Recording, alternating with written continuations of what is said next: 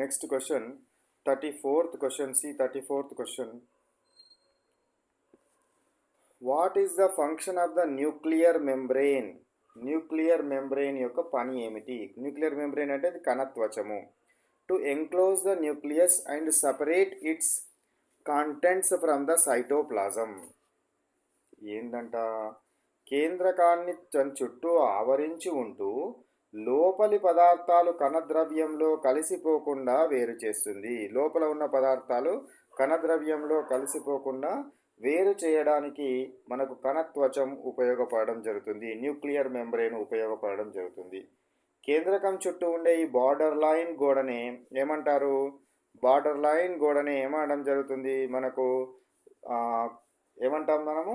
Nuclear membrane అంటారు. Nuclear membrane ఇది కేంద్రకం లోపల ఉన్న క్రోమోజోమ్లను బయట ఉన్న కణద్రవ్యాన్ని కలవకుండా చేస్తుంది. కేంద్రకం లోపల క్రోమోజోమ్లు బయట ఉన్న కణద్రవ్యం కలవకుండా కణత్వచం మనకు ఉపయోగపడుతుంది. Next question 36. Are ribosomes membrane bound organelles? ఏందట?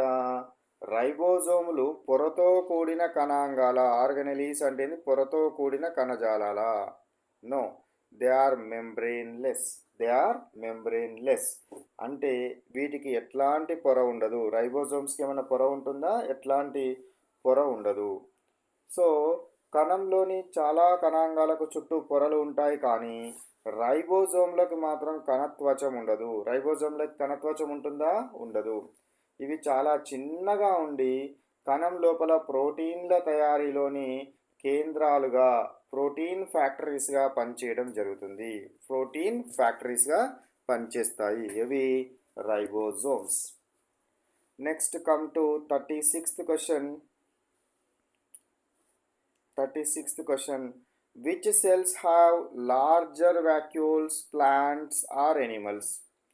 So ప్లాంట్లు మరియు ఎనిమల్లలో దేనిలో పెద్ద వాక్యూల్స్ ఉంటాయి అని అంటున్నాడు. పెద్ద వాక్యూల్స్ ఉంటాయి. ఎందులో ఉంటాయి?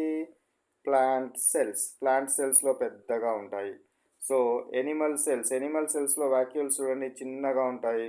ప్లాంట్ సెల్లో మాత్రం చాలా పెద్దగా ఉండడం జరుగుతుంది. పెద్దగా ఉంటాయి.